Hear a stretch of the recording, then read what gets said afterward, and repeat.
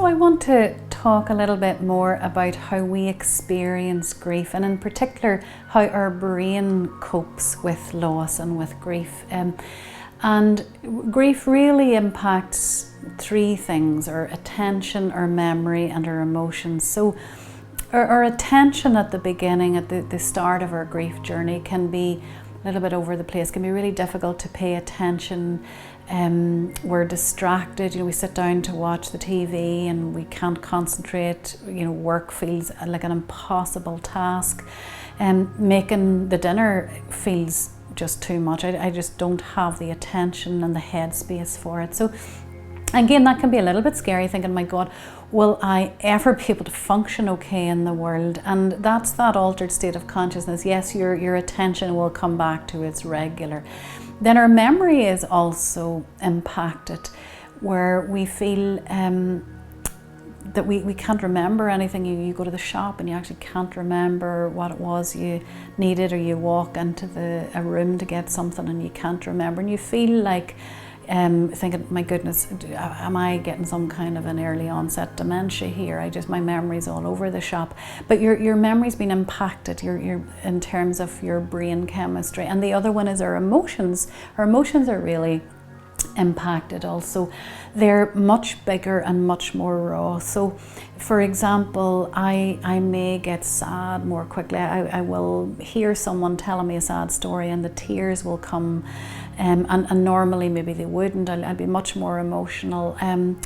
If my pencil cracks, usually I'd be really resilient, I have to go and get another pencil. But now the pencil cracks, I'm like, I'm so annoyed about it and so stressed for the rest of the day. Or I get more angry, I get really irritable and edgy and stuff. So your emotions are much closer to the surface, so we get activated a lot more. So attention, memory and emotion are common things to go very out of balance. And typically, hopefully in our lives are regular and supported enough, and typically we have some feel-good chemicals in our brain: oxytocin, dopamine and serotonin. You may have heard of some of those, but they're kind of surging around our brain, making us feel good. Loss and grief triggers stress chemicals, or the opposite of the happy feel-good chemicals, and the two big ones here are cortisol and adrenaline.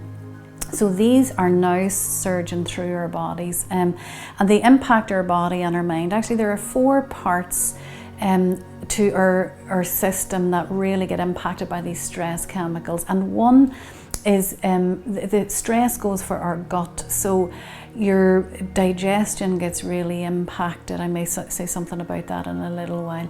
And you can have, irritable bowel and constipation, diarrhea, be off your food, lots of bloating and lots of tummy stuff going on, a lot of sore tummies, and feeling sick all the time, feeling you just vomit, lots of nausea there.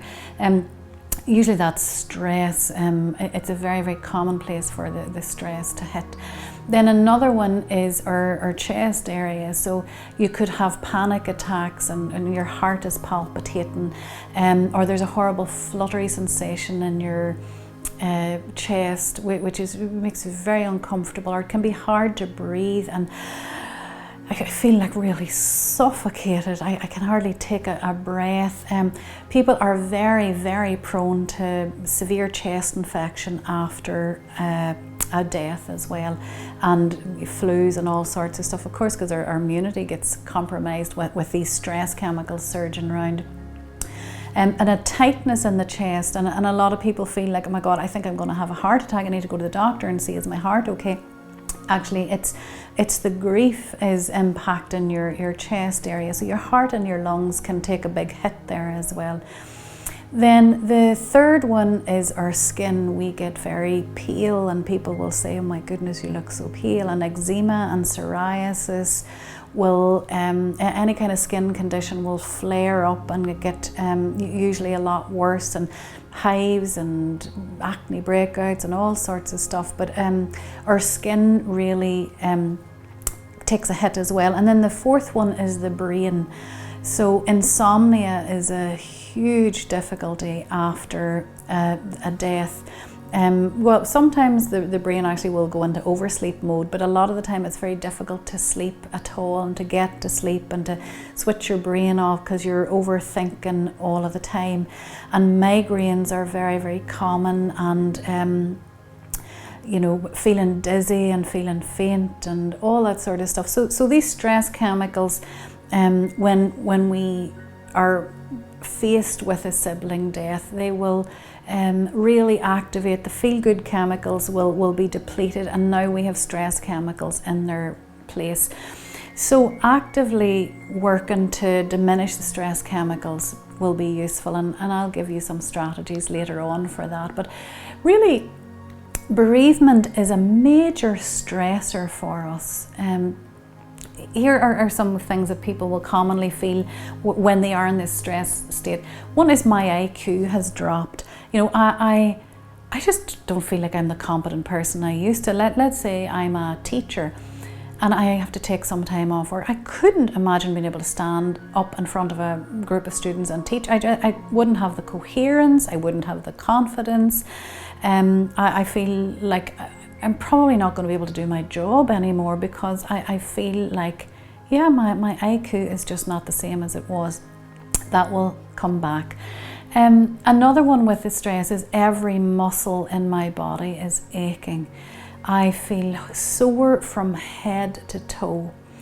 Or I sleep but I never feel rested. I go to bed exhausted and I wake up exhausted, and then people will often say to me, I wonder, do I have ME or fibromyalgia, or maybe I need to go to the doctor and see what this exhaustion is about. And actually, 9 times out of 10, well, more than 9 times out of 10, it is stress. It is a very, very common body reaction because, of course, stress hits our body. Another one is forgetfulness. Then appetite takes a hit. So for some of us, it's under-eating. The stress will be like, I could not look at food. I'm so nauseous. And food tastes like cardboard. I can't eat. And we can worry a lot about siblings because, or parents, indeed anyone, because they're just fading away to nothing because they don't eat at all. And similarly, we will have people who are overeating and they just keep eating and eating, and the sandwiches and the biscuits, and it never stops, and they're always hungry. And the under-eating people, usually what's underneath it is they feel, I have lost my appetite for life, and I've lost my appetite for everything, and I've lost my appetite for food. So it's not an eating disorder, it's I've lost my appetite for everything.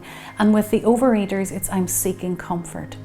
I need comfort. So the comfort that I need is my sister or brother to be here again. But the chocolate biscuit or the pizza is a little bit of comfort. It's not what I need. Chronic headaches and tightness of breath and shortness of breath and not being able to focus. These are all very, very common. And finally, it's not uncommon, it's actually quite natural that people will go on to experience, hopefully only in the short term, anxiety and depression, real difficulties with insomnia, and even sometimes suicidal feelings. And to know that when we move into these, it's not just the immediate aftermath, but it's pretty severe stress symptoms, the anxiety, the depression, the suicidal feelings, the chronic insomnia. That's when we need some professional help, really, where you need to mobilize and say, this is actually too much for me. I cannot do this by myself. I need someone to accompany me in my journey through this grief, because what we don't want is that you end up having the devastating loss of a brother or sister, and now you have this diagnosis of depression that you also have to live with. So finding support can be very important.